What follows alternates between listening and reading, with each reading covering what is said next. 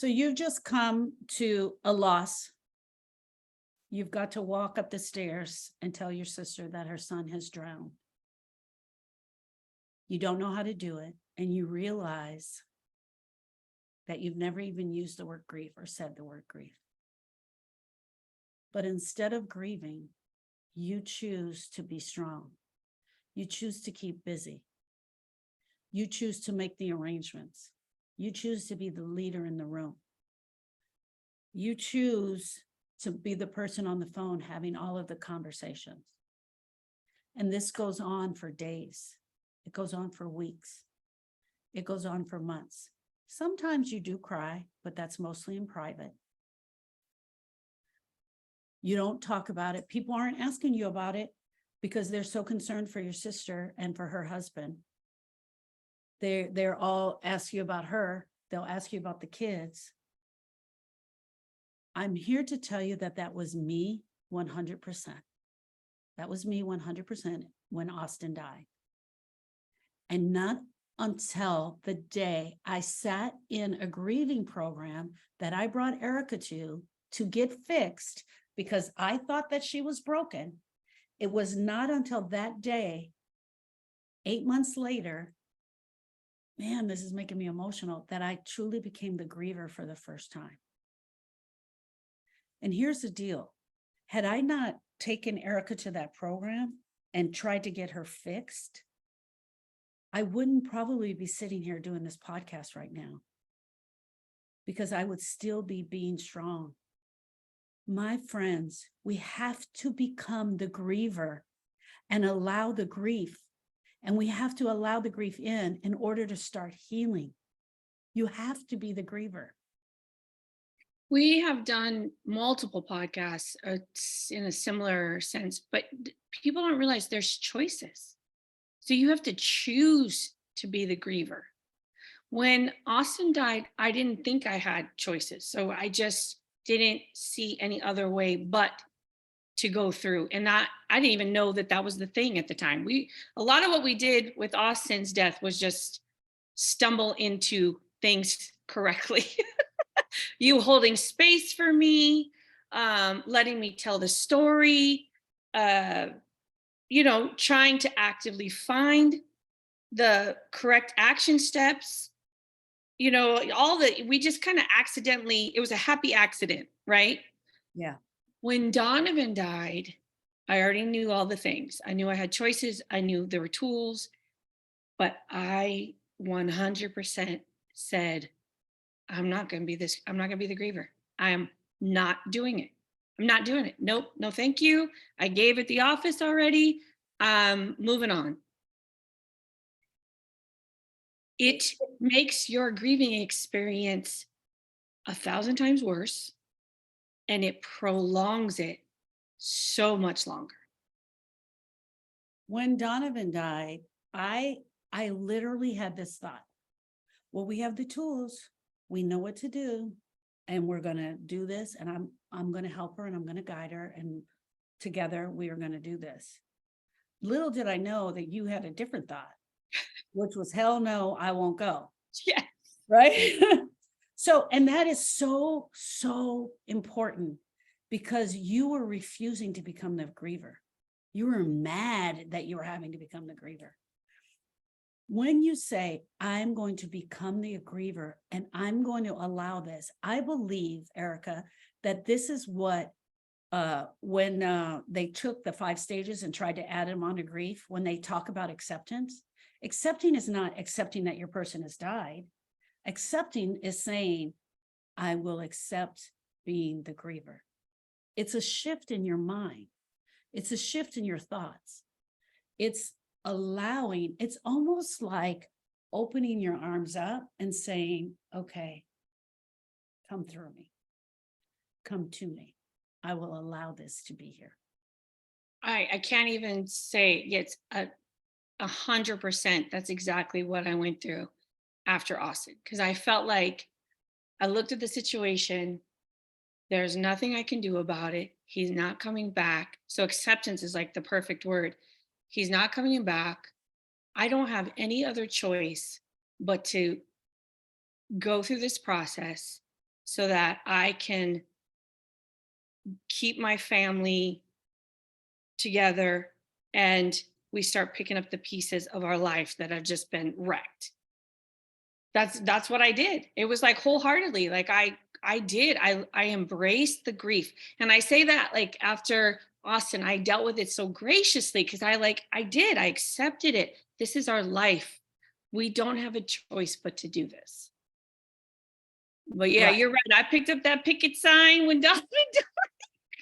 It said, hell no. And I started marching back and forth. And I was like, wouldn't talk about the grief, wouldn't acknowledge the grief or the pain.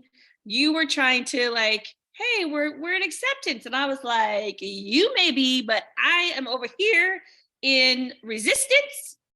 And this grief shit ain't happening again.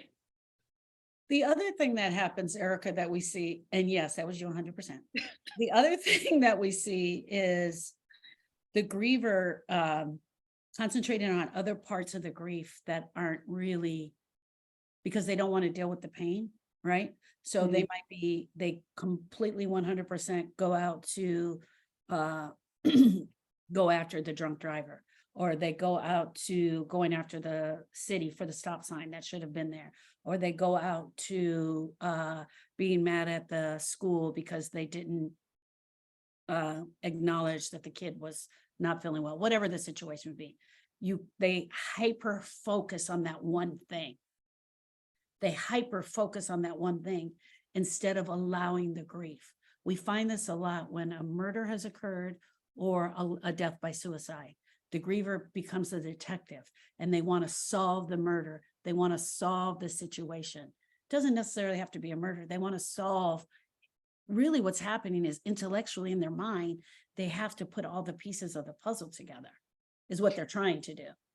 And instead of saying, I got to allow this, I'm going to be in this pain.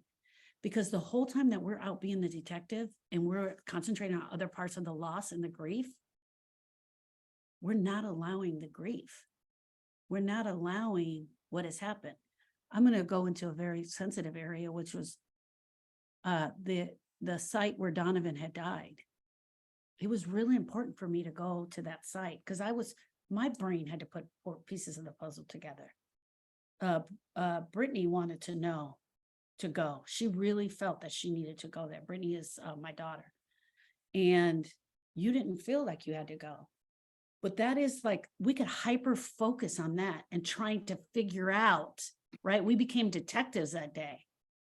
My husband did stunts for 50 years. He actually was able to break down what had actually happened in the accident. That's all intellectual. All of that was intellectual, Erica. All of that was our brain having to have those pieces of the puzzle put together. Because the truth was, if I ripped all that away, Donovan wasn't here anymore. My heart was broken. I was lost. I was grieving.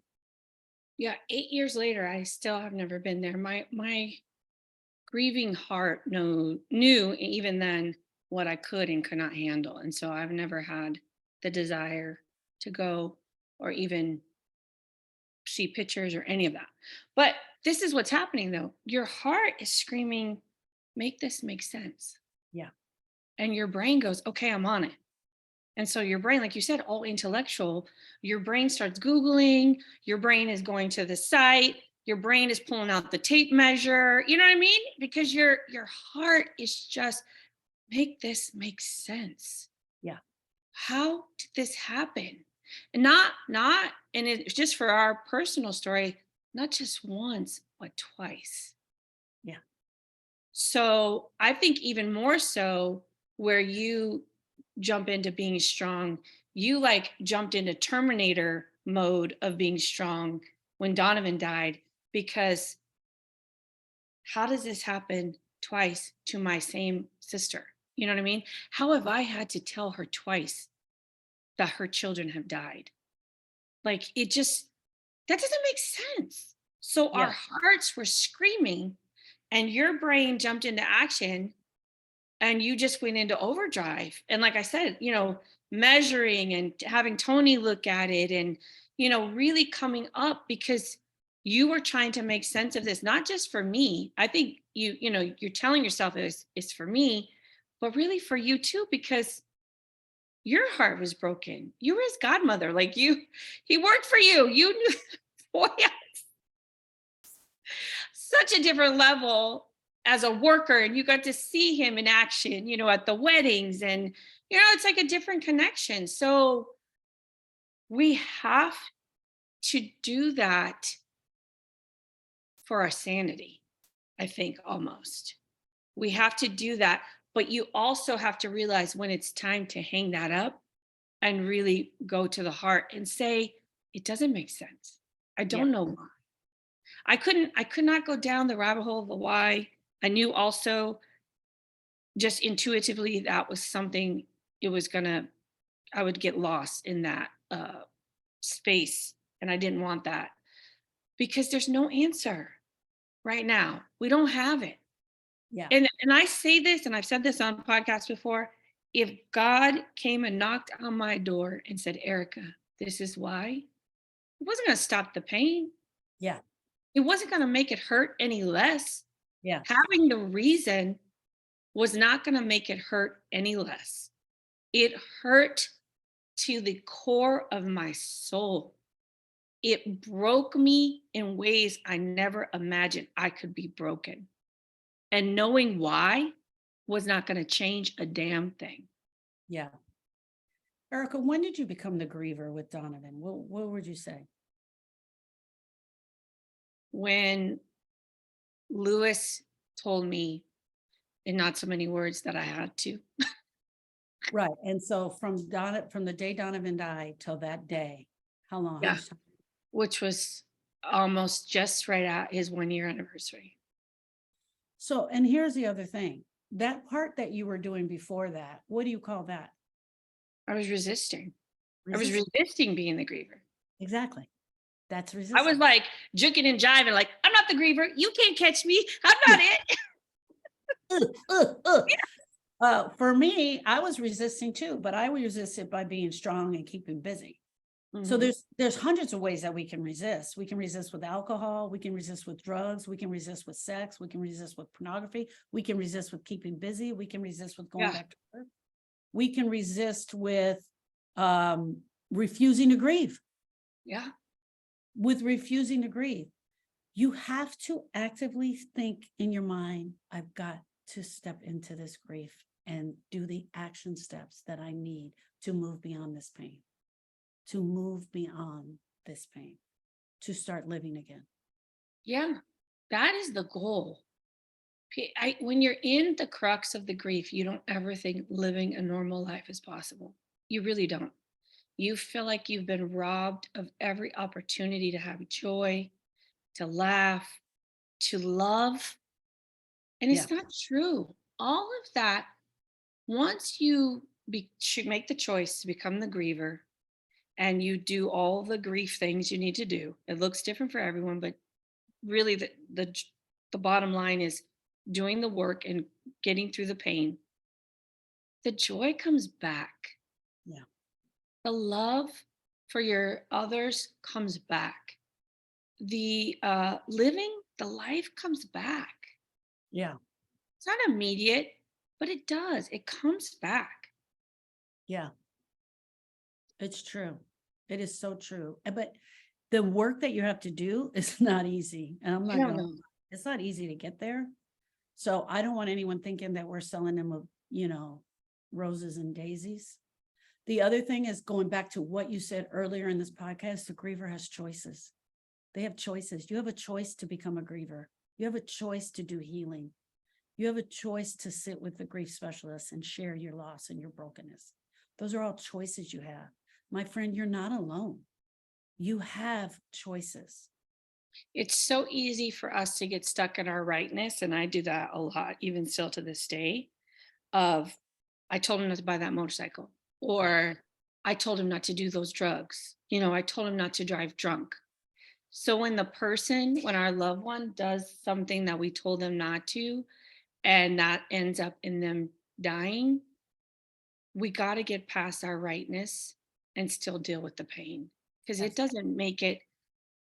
I my relationship with Donovan, even though as a parent, that's how I parented in my rightness, it didn't make it any less painful because I was right.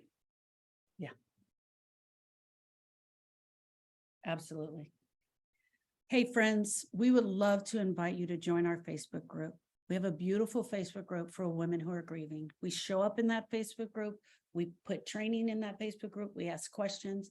We are putting together a community of women who are grieving, and we're coming together as one. And we would love you to join our group. The link is in the bio below, and we look forward to seeing you in the group. Bye, friends. Thank you.